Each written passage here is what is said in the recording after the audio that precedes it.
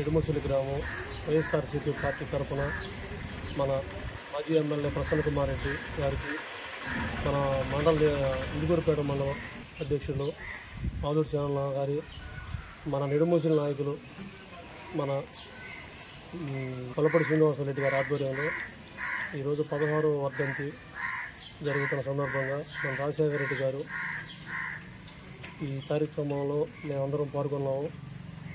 ఈ వర్ధంతిని ప్రతి సంవత్సరం అందరి సమక్షంలో జరుపుకుంటూ మన పార్టీ తరఫున వైఎస్ఆర్సీపీ తరఫున మన వైఎస్ రాజశేఖర రెడ్డికి నివాళులు అర్పిస్తూ సెలవు తీసుకోండి.